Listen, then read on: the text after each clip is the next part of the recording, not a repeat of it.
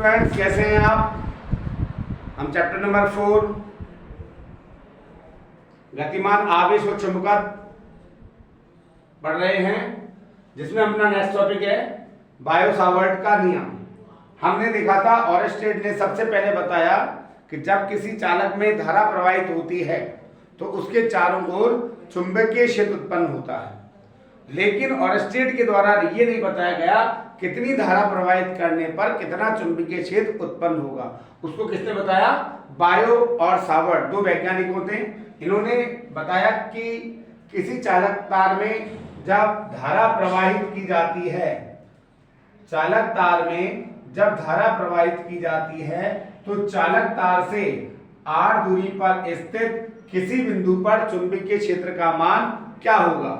इसका मान ज्ञात करने के लिए वैज्ञानिक बायो और सावर्ट ने छोटे छोटे धारावाही अल्पांश की कल्पना की।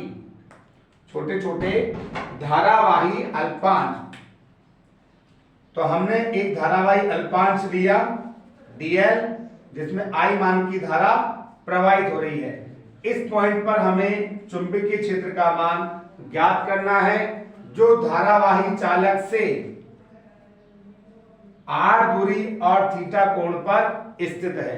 तो आप देखेंगे जब किसी चालक में धारा प्रवाहित की जाती है तो हमने पढ़ा था दाएं हाथ के नियम से चुंबकीय क्षेत्र दक्षिणावर्त पेच नियम द्वारा दिया जाता है।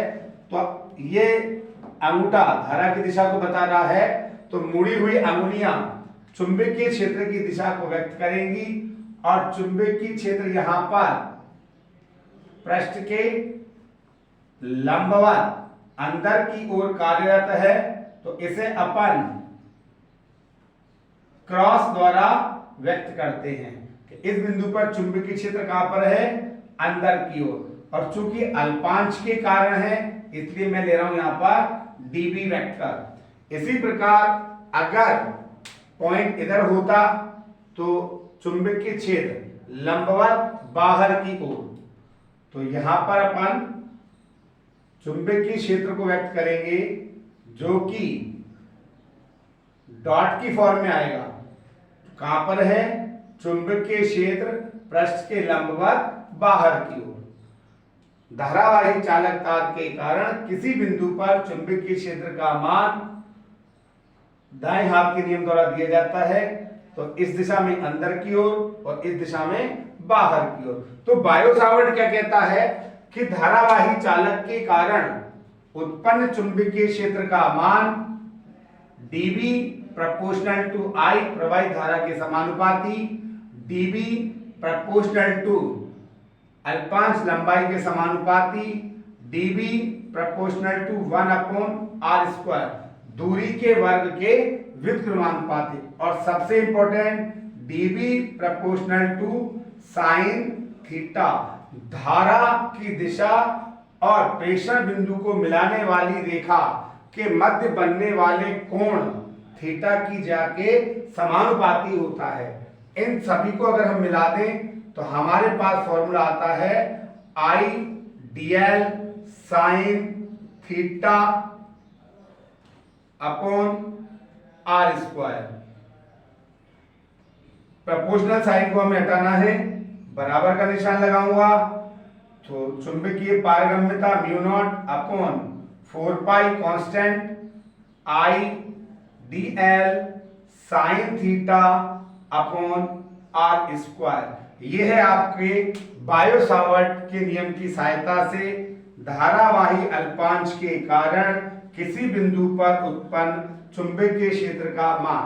अब अगर इसी को वेक्टर फॉर्म में पूछता है कि सदिश रूप में इसे किस प्रकार लिखा जाएगा, तो हम यहां देखते हैं इसका सदिश रूप। सदिश रूप में आप देख रहे हैं यहां पर साइन थीटा ज्या dl, तो मैं इसे वेक्टर फॉर्म में लिखूंगा dB बराबर μ0 अपॉन 4 पाई, अपनी जगह पर आएगा, I अदिश राशि है, dl साइन थीटा, तो dl साइन थीटा को मैं लिख सकता हूं dl vector into r cap. R cap, क्योंकि डीएल की दिशा और आर की दिशा के मध्य बनने वाला कोण है साइन थीटा, तो जहां पर साइन थीटा आता है वहां हम क्रॉस प्रोडक्ट लेते हैं, और चूंकि डी एल अकेला है तो D L into 1 into sine theta, मैं इसको इस प्रकार लिख करके भी समझ सकता हूं, डी एल आपका इस जगह पे आ गया 1 एकांक सदिश आर और साइन थीटा, या आप जानते हैं आर कैप जो एकांक सदिश होता है वो सदिश बटे परिमाण, तो इसी का मैं अगर यहां यूज कर रहा हूं तो मेरे पास बायो सावर्ट के नियम का सदिश रूप आएगा mu naught upon 4 pi I D L vector cross R vector upon जो आर स्क्वायर, एक तो इसके साथ चल रहा है और एक आर, ये अपने पास आ जाएगा आर क्यूब। धारावाही अल्पांश के कारण किसी बिंदु पर चुंबकीय क्षेत्र का मान ये इस फॉर्मेट में अपने पास आता है। म्यू नॉट को हम पहले भी निकाल चुके हैं, म्यू नॉट को निर्वात की पारगम्यता,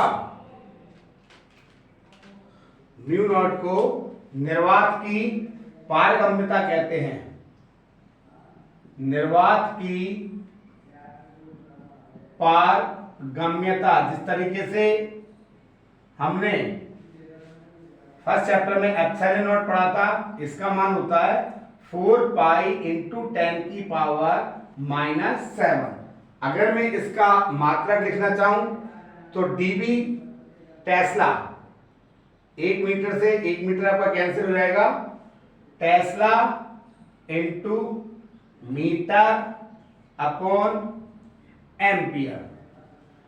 टेस्ला, डीएल 1 मीटर है, 1 मीटर से 1 मीटर कैंसिल हो जाएगा, तो DL tesla into metre upon ampere, ये इसका मात्रक होता है। और अगर हम इसका विमीय समीकरण देखें तो टेस्ला जो चुंबकीय क्षेत्र है m1 L0 T-2 A-1, metre का हम देखेंगे तो L1 और एम्पियर आपका A1, तो हमें यहां पर मिल जाएगा m1 L1 T-2 A-2, ये हमारे पारगम्यता का विमीय समीकरण आ जाएगा। तो आपसे क्वेश्चन आएगा बायो सावर्ट के नियम की सहायता से, बायो सावर्ट के नियम, तो बायो सावर्ट ने क्या कहा, धारावाही अल्पांश, जो ऑरेस्टेड ने कहा कि धारा के कारण चुंबकीय क्षेत्र उत्पन्न होता है, वही बात इसने कही, धारावाही चालक के कारण किसी बिंदु पर चुंबकीय क्षेत्र उत्पन्न होता है जिसका मान इन 4 पदों धारा, अल्पांश लंबाई, दूरी के वर्ग के व्युत्क्रमानुपाती और साइन थीटा, इन चारों के समानुपातिक रूप में होता है, जिसे हमने एक साथ लिख दिया। ये इसका गणितीय मान, और इसे सदिश रूप में अपन इस प्रकार लिख सकते हैं, म्यू नॉट जो कि निर्वात की पारगम्यता है, इसका मान 4 पाई इंटू 10 की पावर -7, और इसका विमीय समीकरण ये होगा आपका। अब अपना नेक्स्ट टॉपिक है बायो सावर्ट के नियम की सहायता से वृत्ताकार धारावाही लूप की अक्ष पर चुंबकीय क्षेत्र। तो ये हमारा एक वृत्ताकार धारावाही लूप है जिसकी त्रिज्या r और इसकी अक्ष से x दूरी पर स्थित बिंदु P पर हम चुंबकीय क्षेत्र का मान ज्ञात करना चाहते हैं। तो हमने ये आपका xy तल में है, तो बायो सावर्ट कहता है कि धारावाही लूप के कारण किसी बिंदु पर चुंबकीय क्षेत्र का मान ज्ञात करने के लिए आप उस लूप को, उस धारावाही चालक को क्या कर सकते हैं, छोटे छोटे अल्पांशों में बांट सकते हैं। ऐसे ही हमने यहां पर 2 अल्पांश लिए हुए हैं, एक अल्पांश आपका dl और एक अल्पांश ये दूसरा dl। चालक में, लूप में धारा वामावर्त दिशा में प्रवाहित हो रही है। वामावर्त दिशा में प्रवाहित करने का कारण है कि चुंबकीय क्षेत्र लंबवत बाहर की ओर प्रेजेंट होगा। तो बायो सावर्ट के अनुसार आप क्या कहेंगे? बायो सावर्ट के अनुसार धारावाही अल्पांश के कारण चुंबकीय क्षेत्र कितना है आपका? चुंबकीय क्षेत्र इस धारावाही अल्पांश के कारण इस बिंदु पर यह चुंबकीय क्षेत्र सदैव लंबवत होता है। तो कितना रहा आपके पास मान इसका? dB बराबर mu naught upon 4 pi I dl sine. यहां पर ध्यान देने वाली बात यह है कि इनके बीच का dl की दिशा स्पर्शीय है। तो स्पर्शीय है इसलिए क्या करेगी? ये 90 डिग्री का कोण बनाती है। ये जो लूप रहता है ये इस त्रिज्या के साथ 90 डिग्री का एंगल बनाता है। ये आपका धारावाही लूप, ये लूप की दिशा और ये प्रेक्षण बिंदु की दूरी। तो ये बनने वाला कोण आपका क्या होगा? 90 डिग्री। तो हम डायरेक्ट लिख देते हैं आइडियल साइन 90। तो अपॉन आर स्क्वायर। तो dB बराबर mu naught upon 4 pi IDL upon R square. अब ये तो हमारे पास किसी एक अल्पांश के कारण चुंबकीय क्षेत्र है। अब हमने कई सारे अल्पांश लिए हैं, तो इस चुंबकीय क्षेत्र को मैं इसके दो घटकों में विभाजित करूंगा। हम जानते हैं वह घटक जो परिणामी सदिश के साथ कोण बनाता है वो होता है कॉस का घटक, और रिमेनिंग जो घटक होता है वो माना जाता है साइन घटक। इसी तरीके से यहां पर भी dB cos थीटा और ये आपका dB sin थीटा। तो हम देख रहे हैं कि जो साइन घटक हैं वो परिमाण में बराबर हैं, दिशा में विपरीत हैं, इसलिए एक दूसरे के प्रभाव को निरस्त कर देते हैं और सभी कॉस घटक x अक्ष के अनुदिश प्राप्त होते हैं। तो हम यह कहेंगे संपूर्ण लूप के कारण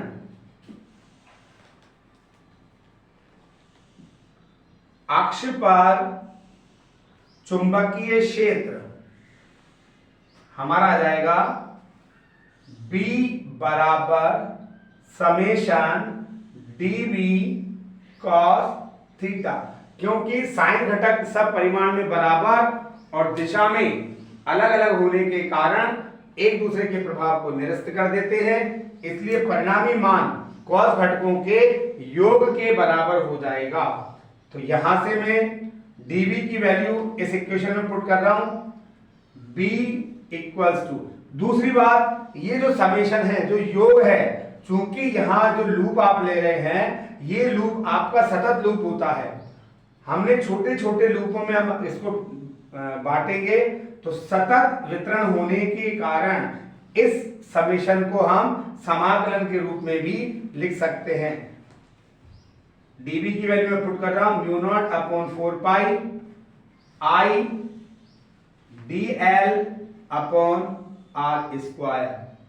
कॉस थीटा की वैल्यू में यहां से देख लो आप, कॉस जो थीटा है कोण के सामने वाली भुजा होती है आपकी लंब, 90 डिग्री के सामने वाली भुजा होती है आपकी कर्ण, और बची हुई भुजा हो जाती है आपकी आधार।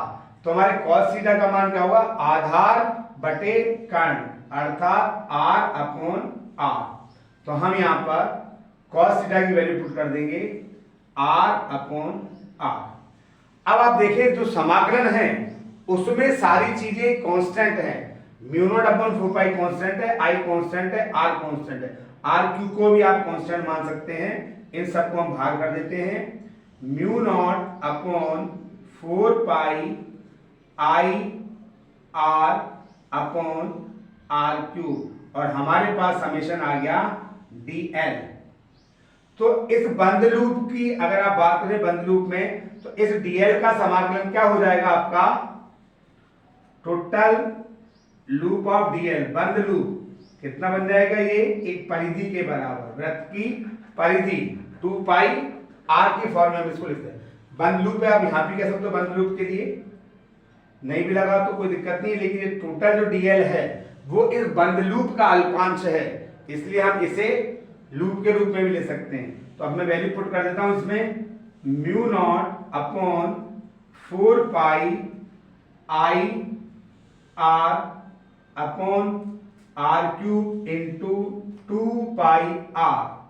2 पाई से आपका 4 पाई 2 टाइम्स कैंसिल हो जाएगा, और यहां हम देख रहे हैं आर का मान कितना है, R square plus x square की पावर हाफ, तो b equals to mu naught upon 2 I R square upon, R की जगह मैं वैल्यू पुट करूंगा R square plus x square की पावर, ये हाफ पावर है, और इस हाफ पावर के ऊपर पावर 3 है, ये मैंने आर की वैल्यू पुट की है ब्लू ब्रैकेट में, और इसके ऊपर पावर आपके पास 3 है। तो हमारे पास रिजल्ट जो आ रहा है वो कितना हो जाएगा, b अक्ष बराबर mu naught I R square upon 2 R square plus x square की पावर कितनी लगेगी, 3/2। ये हमारे पास अक्ष पर चुंबकीय क्षेत्र की तीव्रता, धारावाही लूप के कारण अक्ष पर चुंबकीय क्षेत्र की तीव्रता। अब मैं यहां पर एक स्पेशल केस की बात करता हूं। स्पेशल केस है आपका केंद्र पर। अगर हम बात करते हैं केंद्र के लिए, तो केंद्र के लिए आप देख सकते हैं जो x है, जो कि केंद्र से x दूरी पर स्थित बिंदु P की हम बात कर रहे हैं। अब अगर मैं इस x को 0 कर दूं तो P और O संपाती बिंदु हो जाएंगे, अर्थात केंद्र पर आ जाएंगे। तो केंद्र के लिए हम x को 0 मान लेते हैं। केंद्र के लिए x को हम 0 माने तो हमारे पास b केंद्र की वैल्यू आएगी mu naught I R square upon 2, वही आर स्क्वायर प्लस 0 की पावर 3/2, 2 से 2 आपका cancel, mu naught I R square upon 2 R cube. तो b केंद्र आपका क्या जाता है, b केंद्र बराबर mu naught I, R square से 2 आर स्क्वायर चले जाएंगे, आर स्क्वायर। तो धारावाही लूप के केंद्र पर चुंबकीय क्षेत्र का मान कितना हो जाएगा, mu naught I upon 2 R. अब जो ये धारावाही लूप है, इसमें अगर हम फेरों की बात करें तो क्या बन जाएगा, अगर मैं कह दूं कि इसमें नंबर ऑफ टर्न एक की जगह पर n है, तो ये साथ में हम n को ऐड कर देंगे, ये कुंडली के कारण हो जाएगा, धारावाही वृत्ताकार कुंडली के कारण केंद्र पर। और मैं यहां पर अगर इसको ऐड कर देता हूं नंबर ऑफ टर्न को, तो ये भी धारावाही कुंडली के कारण अक्ष पर चुंबकीय क्षेत्र की तीव्रता, जहां पर n क्या है, फेरों की संख्या। केंद्र के लिए आप ध्यान रखें x का मान आप क्या लेंगे, वहां पर 0।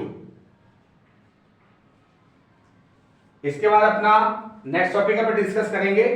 नेक्स्ट टॉपिक है अपना एम्पियर का नियम।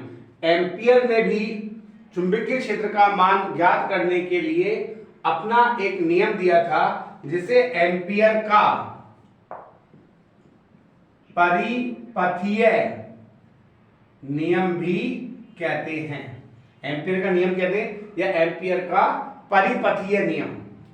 इसमें क्या बताया एम्पियर ने, जब आप किसी धारावाही चालक के कारण किसी बिंदु पर चुंबकीय क्षेत्र का मान ज्ञात करना चाहते हैं, तो चुंबकीय क्षेत्र का मान ज्ञात करने के लिए आपको एक बंद लूप की कल्पना करनी पड़ेगी। धारावाही चालक तार के कारण किसी बिंदु पर चुंबकीय क्षेत्र का मान अगर आपको ज्ञात करना है तो आपको एक बंद लूप की कल्पना करनी पड़ेगी।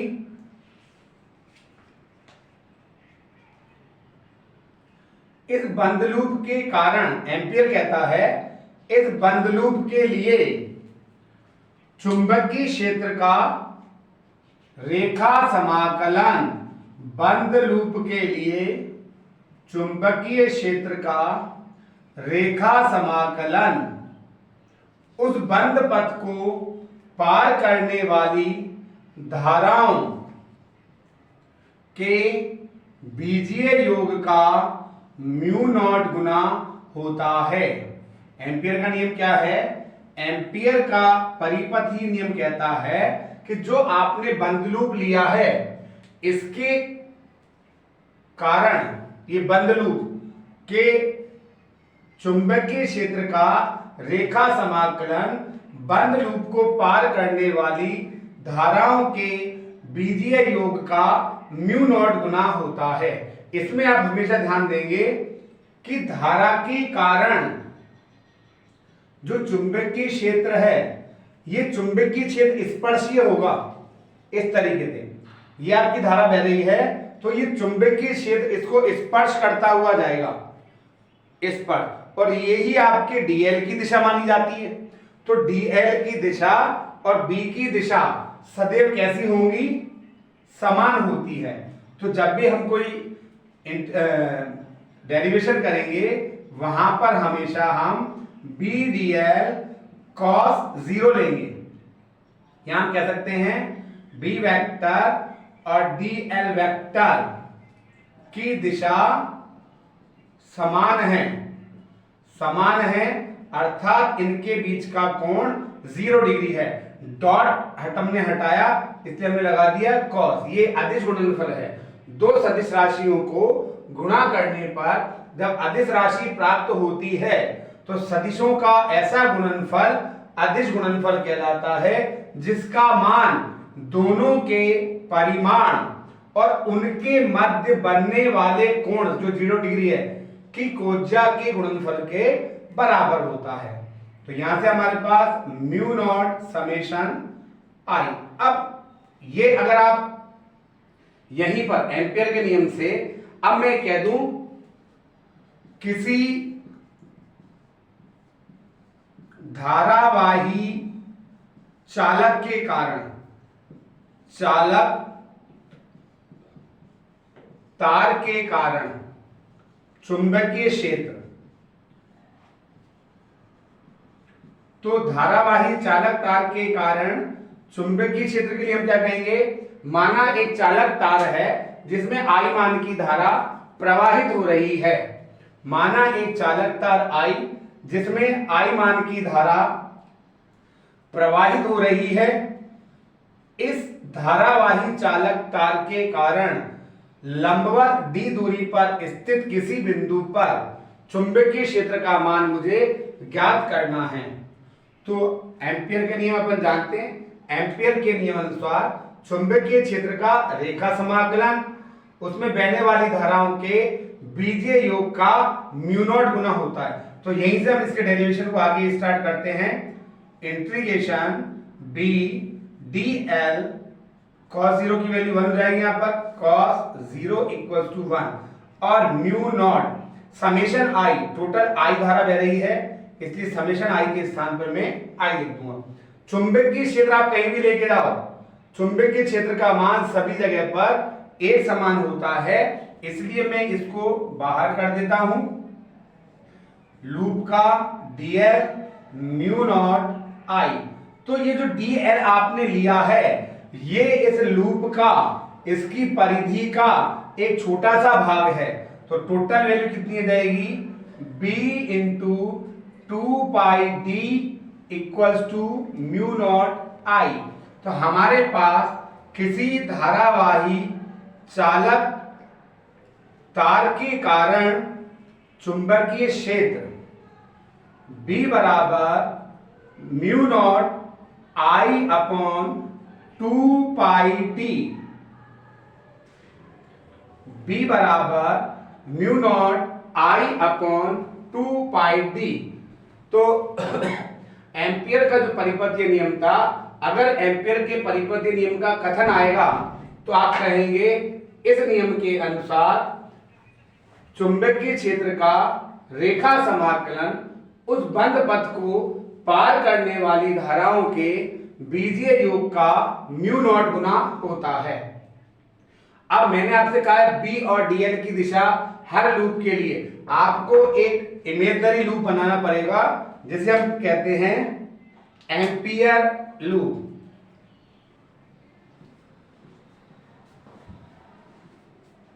एम्पिरियन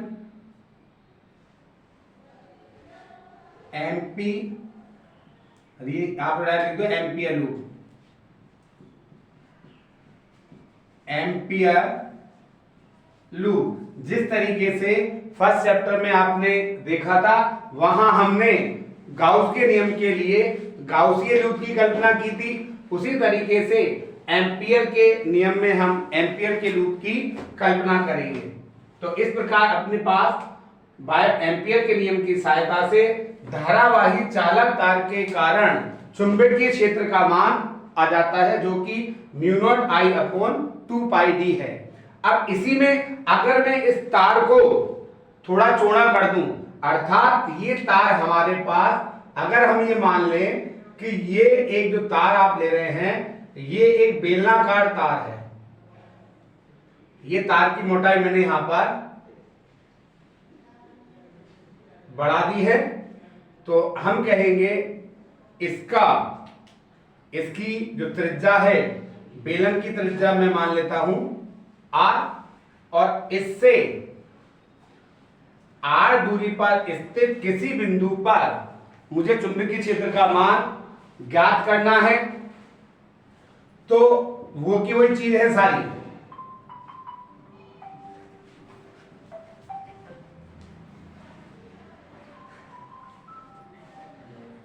इस तरीके से तो यहां पर जो आपका समेशन आई है,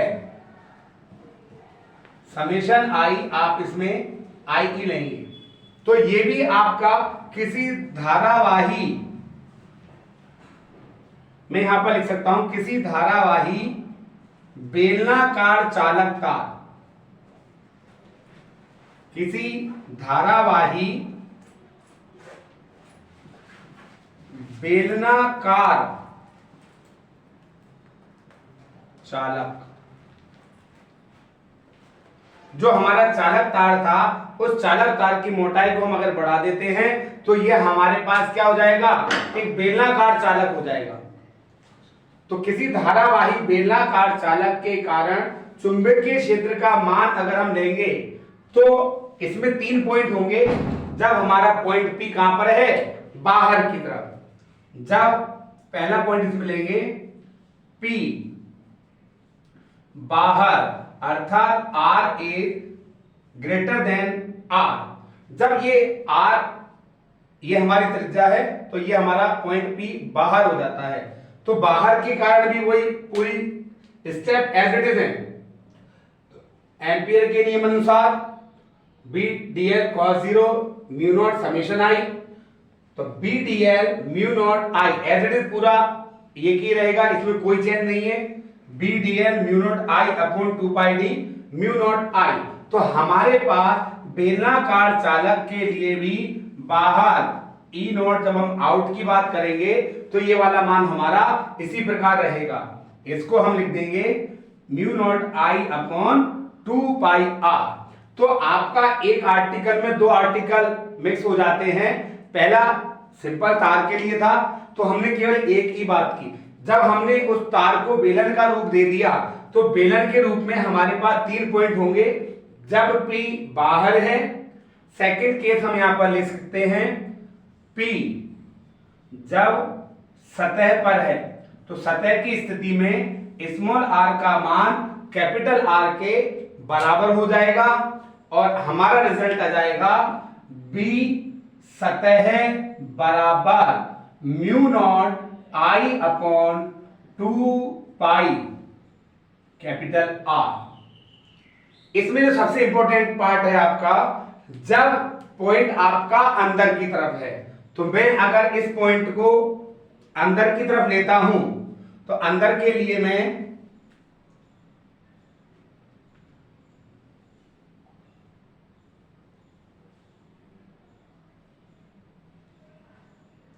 जब हमने इस पॉइंट को अंदर की तरफ लेंगे तो हमारी इसकी जो रेडियस है वो क्या हो जाएगी, अब कम हो जाएगी। तो अब हमारा जो एम्पीरियन लूप है वो एम्पीरियन लूप क्या बन जाएगा, ये अंदर वाला पार्ट, ये अपना आएगा आर।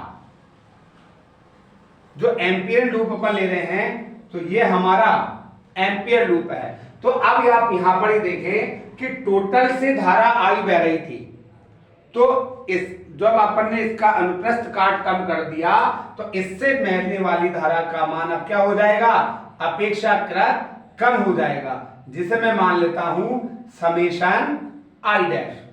तो हम थर्ड केस को देख रहे हैं, केस नंबर थर्ड, जब बिंदु P जब बिंदु P अंदर स्थित है, जब बिंदु P अंदर स्थित है, तो अंदर स्थित होगा तो क्या होगा, R का मान कैपिटल R से कम हो जाएगा और इस समय पर जो धारा बहेगी उसका मान भी कम हो जाएगा। तो वो धारा का मान अगर मैं निकालना चाहूं तो मैं यहां पे कहूंगा पाई आर स्क्वायर अनुप्रस्थ काट से प्रवाहित धारा, ये तो आपकी कितनी है, आई। इस टोटल अनुप्रस्थ काट जिसकी त्रिज्या आपने आर मानी थी उसका क्षेत्रफल पाई आर स्क्वायर है, उससे धारा कितनी बह रही है, आई। तो एकांक अनुप्रस्थ काट से प्रवाहित धारा का मान कितना हो जाएगा, आई अपॉन पाई आर स्क्वायर। और मुझे कितने अनुप्रस्थ काट से चाहिए, पाई स्मॉल आर स्क्वायर से, पाई स्मॉल आर स्क्वायर अनुप्रस्थ काट से प्रवाहित धारा summation I dash equals to I upon pi R square into pi small R square. तो हमारे पास समेशन आई डैश की वैल्यू आ जाएगी I R square upon R square. ये इसका इंपॉर्टेंट फैक्टर है, बाकी सारी चीजें वही रहेंगी आपकी। अब हम वापस चल रहे हैं थर्ड केस में, जहां पर हम कह रहे हैं केस थर्ड। तो हम भाई आ गए एम्पियर, जो थर्ड केस है, तो इस लूप के कारण धारा का मान बंद लूप के लिए चुंबकीय क्षेत्र का रेखा समाकलन, और इसके लिए हमने समेशन आई डैश वैल्यू ले ली। बीडीएल हमने देखा, यहां पर एक लाइन और लिख लेते हैं, B D L cos 0 equals to mu naught summation I dash. क्योंकि मैंने आपको बताया है हर एक के लिए जब आप अल्पांश लेंगे तो बी और डीएल की दिशा हर जगह पर आपकी क्या होगी, समान होगी। तो यहां पर हमारा जो वैल्यू आ रहा है वो किस रूप में आएगा, आपका समेशन आई डैश, पूरी वैल्यू आप एज इट इज ले लें, mu naught summation I dash. तो रिजल्ट क्या बन रहा है आपका, आप देखें आप यहां से b into 2 pi R, summation I की वैल्यू में यहां से इसमें पुट करूंगा b into 2 pi R mu naught I dash आपके पास ये रहा I R square upon capital R square. तो b इनसाइड अंदर की तरफ mu naught I R square upon 2 pi R into R square. तो यहां पर हमारे पास वैल्यू हो जाएगी, एक आर से एक आर कैंसिल हो जाएगा, बी इन बराबर mu naught I upon 2 pi R square into R. तो हमने तीनों केसेस में देखा कि जो हमारा चुंबकीय क्षेत्र है, तीनों केस के लिए मैं ग्राफ भी बनाता हूं यहां पर, तीनों के लिए हम देखते हैं जब हम सेंटर पर हैं, यह आपका बी चुंबकीय क्षेत्र और यह आपकी आर दूरी। जब आप सेंटर पर हैं तो सेंटर मतलब इनसाइड, तो आपको मिलता है B in proportional to R, B in proportional to R. अंदर की तरफ चुंबकीय क्षेत्र का मान दूरी के समानुपाती। तो ये तो हमारा समानुपातिक मान आएगा एक सीधी रेखा के रूप में। कहां तक आएगी आपकी? सतह तक, बी सतह तक, जिसका मान कितना है? Mu naught I upon 2 pi R. जब आप सतह से बाहर निकल रहे हैं तब आपका मान क्या हो जाएगा? B proportional to 1 upon R square. इस प्रकार आपको एम्पियर के परिपथीय नियम को परिभाषित करते हुए बेलनाकार धारावाही चालक के लिए पूछ सकता है या किसी धारावाही चालक के लिए पूछ सकता है। के कारण अगर तार के लिए पूछेगा तो एक ही पॉइंट रहेगा, बेलन के लिए पूछेगा तो आपके पास 3 पॉइंट हो जाएंगे। जब पॉइंट P अंदर है, जब पॉइंट P सतह पर है, जब पॉइंट P बाहर स्थित है। और इसी प्रकार इसका 1 नंबर का आपका या आधे नंबर का आपसे ये चुंबकीय क्षेत्र की तीव्रता का दूरी के साथ परिवर्तन आलेख भी पूछ सकता है। ऐसी और वीडियो को देखने के लिए चैनल को सब्सक्राइब करें, वीडियो को लाइक करें, शेयर करें। Thank you.